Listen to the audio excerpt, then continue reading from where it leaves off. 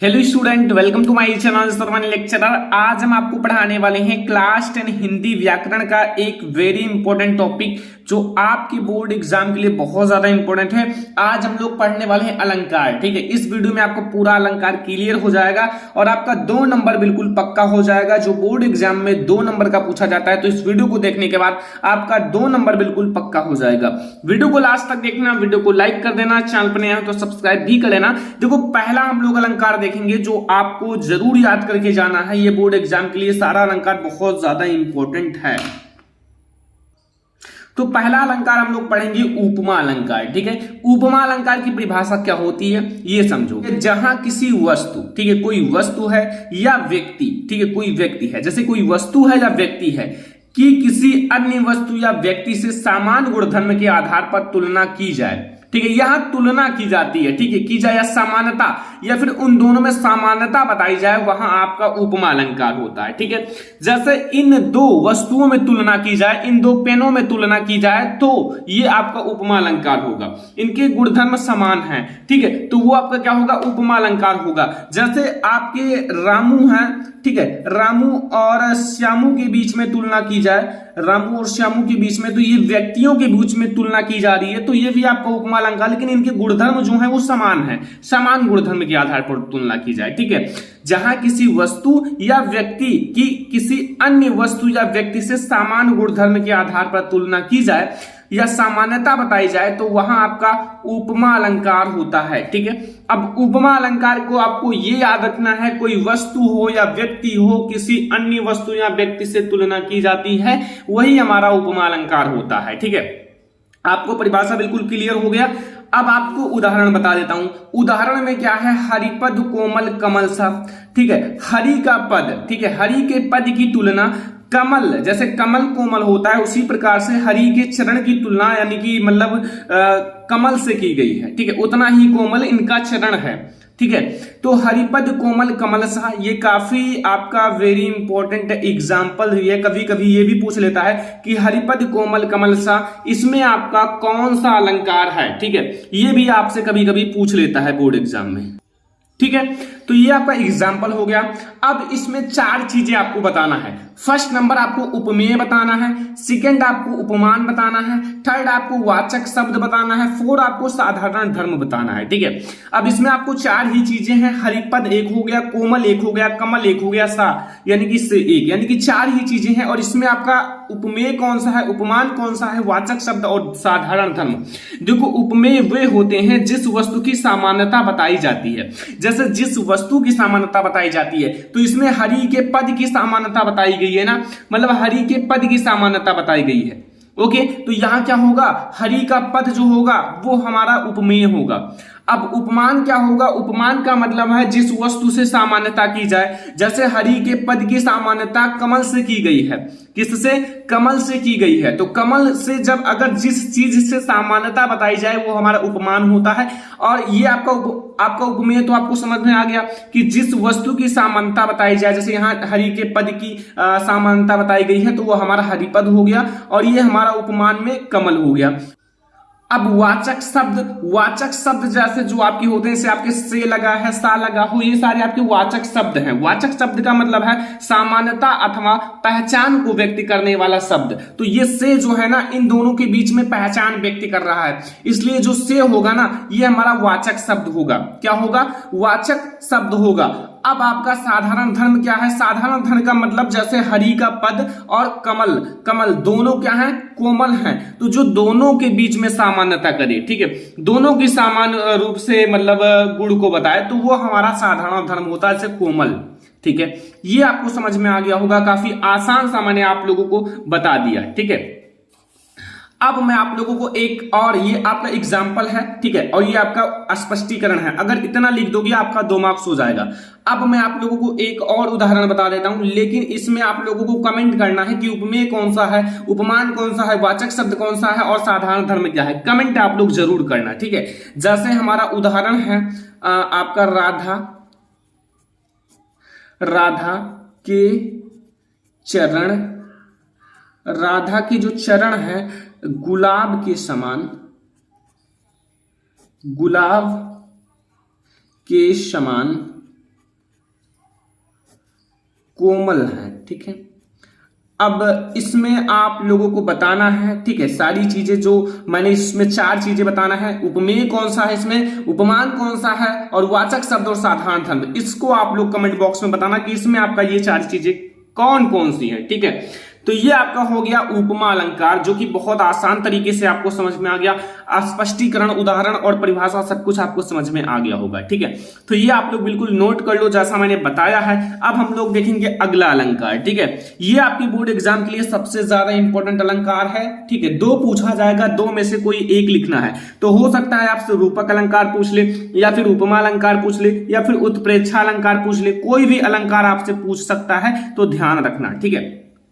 यहां क्या है, रूपक अलंकार का मतलब क्या होता है, जहां उपमेय, देखो उपमेय और उपमान दोनों हर जगह होता है। उपमेय में उपमान का भेद रहित आरोप, ठीक है, भेद रहित आरोप किया जाता है। मतलब जो उपमेय होते हैं उसका उपमान में भेद रहित आरोप किया जाता है, ठीक है। अर्थात उपमेय और उपमान में अभिन्नता प्रकट की जाए, वहां आपका क्या होता है, रूपक अलंकार होता है, ठीक है। रूपक अलंकार तो आपको बिल्कुल समझ में आ गया होगा, कोई दिक्कत नहीं होगा। देखो स्पष्टीकरण इसका बहुत आसान है, जो मैंने एग्जाम्पल लिया है, और एग्जाम्पल बहुत ज्यादा आसान है। मैं आपको आसान से आसान चीजें ला रहा हूं कि आप लोग 1 मिनट में आप लोग याद कर सको, ठीक है। अब ये आप लोग उदाहरण जो है, चरण कमल बंदो हरिराई, ये आप लोग पढ़े होंगे पहले से भी, और 1 लाइन का एग्जाम्पल सारा मैं आपको दे रहा हूं, ठीक है। तो सबसे पहले आप परिभाषा को समझ लो। परिभाषा को अगर आप समझ गए तो आप उदाहरण और स्पष्टीकरण सब कुछ लिख दोगे, ठीक है।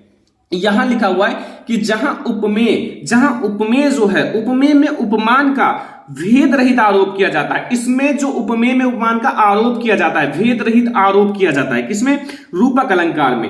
अर्थात उपमेय और उपमान में अभिन्नता मतलब अभिन्नता प्रकट की जाए, वो हमारा क्या होता है, रूपक अलंकार होता है। जैसे एग्जाम्पल के लिए है चरण कमल बंदो हरिराई, ठीक है, चरण कमल बंदो हरिराई। अब यहां आप लोग समझो कि चरण में कमल का भेद न रखकर एक रूपता बताई गई है, ठीक है। एक रूपता मतलब चरण और कमल में काफी ज्यादा अंतर है, लेकिन कोई भेद नहीं। इस एग्जाम्पल के द्वारा यह बताया जा रहा है कि जहां चरण में कमल का भेद ना रखकर, मतलब चरण और कमल में कोई भेद ना रखकर बिल्कुल एक रूपता बताई गई है, तुलना नहीं किया गया, बिल्कुल एक जैसा बताया गया है। उपमा अलंकार में तो तुलना की जाती है, जैसे एक वस्तु है, एक वस्तु की दूसरे वस्तु से, एक व्यक्ति है, एक व्यक्ति की दूसरे व्यक्ति से तुलना की जाती है। लेकिन आपका जो रूपक अलंकार है, रूपक अलंकार में तुलना नहीं किया जाता। रूपक अलंकार में सीधा एक रूपता बता दी जाती है, बिल्कुल एक जैसा है, ठीक है। यहां स्पष्टीकरण मैंने काफी आसान लिखा है 1 लाइन में, कि आपका यहां चरण में कमल का भेद ना रखकर एक रूपता बताई गई है, बस इतना आपको याद रखना है। अगला अलंकार जो हमारा है वो है उत्प्रेक्षा अलंकार, ठीक है। आप लोगों को उपमा अलंकार, जो उपमा अलंकार है, और आप लोगों का रूपक अलंकार, ठीक है, ये दोनों आप लोगों को बिल्कुल समझ में आ गया होगा। अब आप लोगों को समझना है उत्प्रेक्षा अलंकार को। उत्प्रेक्षा अलंकार आप लोगों को तुरंत समझ में आ जाएगा, बहुत आसान है। देखो ध्यान से समझना। देखो जहां उपमेय जो होता है, उपमेय में उपमान की संभावना की जाए। देखो आप लोगों का आपका उपमा अलंकार में क्या था, किसी एक व्यक्ति की दूसरे व्यक्ति से समान गुणधर्म के आधार पर तुलना की जाती है। रूपक अलंकार में क्या है कि उपमेय में उपमान का भेद रहित आरोप किया जाता है। अब उत्प्रेक्षा अलंकार में है कि उपमेय में उपमान की संभावना की जाए, मतलब जो उपमेय होता है में उपमान की संभावना की जाती है, मतलब संभावना की जाए, वहां आपका उत्प्रेक्षा अलंकार होता है। लेकिन एक बात है, उत्प्रेक्षा अलंकार पहचानने का ट्रिक है, ठीक है। जैसे इसमें अगर कोई एग्जाम्पल में मनु लगा हो, मानो, मनु मानो, जनु जानो लगा हो, ठीक है, ये सारी चीजें लगा हो, मनहु जनहु, और आप लोगों का जैसे मनो भी है, ठीक है, ये सारी चीजें लगा हो, तो वो आप समझ जाना कि ये उत्प्रेक्षावाचक शब्द हैं, और ये आपका 100% कौन सा अलंकार है, उत्प्रेक्षा अलंकार है। अगर बोर्ड एग्जाम में पहचानने के लिए आ जाए और ये सारा लगा हो, तो आप ये समझ जाना कि ये हमारा उत्प्रेक्षा अलंकार है। और उत्प्रेक्षा अलंकार की परिभाषा भी बहुत आसान है, जहां उपमान, जो उपमेय में उपमान का संभावना की जाए, इसमें ना आरोप किया जाता है ना तुलना की जाती है, केवल संभावना किया जाता है एक दूसरे से, तो वो हमारा उत्प्रेक्षा अलंकार होता है, ठीक है। यहां से आपको उत्प्रेक्षा अलंकार बिल्कुल अच्छे से समझ में आ गया होगा। मैं आपको एक सुंदर सा एग्जांपल बताता हूं जो कि बहुत सारे स्टूडेंट को याद होगा, ठीक है। ऐसा मैं एग्जांपल बताता हूं। देखो यहाँ एग्जाम्पल है, सोहत ओढ़े पीठ पटु श्याम सलोने गाते मनो नीलिमणि शैल पर आपत्ति प्रभात है। ठीक है, आतपी प्रयोग प्रभात, ये काफी आसान सा एग्जाम्पल है। आप लोग एक और एग्जाम्पल ले सकते हो, मैं आपको बता देता हूं, जैसे मोर मुकुट की चंद्रिकान यो राजत नंद नंद और मनु शशि शेखर की अकस की ये शेखर सतचंद, ये भी आपका इसी का आपका उदाहरण है। लेकिन ये आपका जो मैंने उदाहरण लिया है ये सबसे ज्यादा इंपॉर्टेंट है। कभी कभी आपके बोर्ड एग्जाम में पूछ लेता है कि सोहत ओढ़े पीठ पटु श्याम सलोने मनो नीलमणि शैल पर आतपी प्रयोग प्रभात में कौन सा अलंकार है। तो अगर आपको ये याद है कि ये मैंने उत्प्रेक्षा अलंकार का उदाहरण बताया था सर ने, तो आपको पता चल जाएगा कौन सा अलंकार है। ये देखो मनो लगा हुआ है, इसलिए आपका उत्प्रेक्षा अलंकार होगा। ठीक है, इससे भी आप पहचान सकते हो।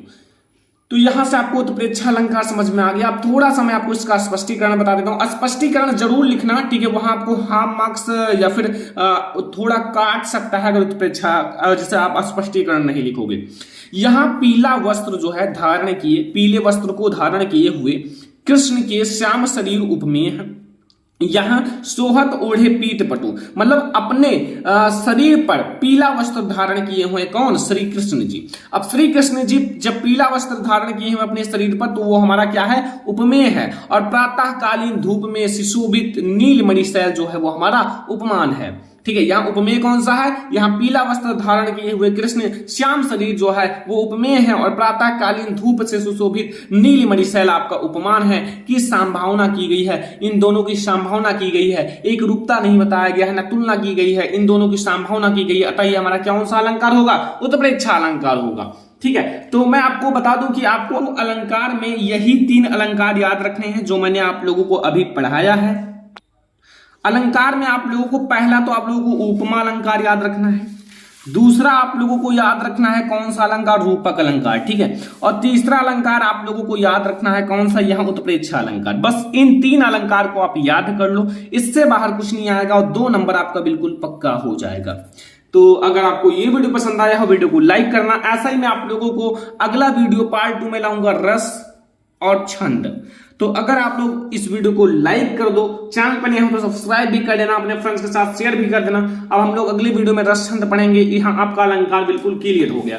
तो चलो फिर मिलते हैं किसी नेक्स्ट इंपॉर्टेंट वीडियो में, तब तक के लिए धन्यवाद।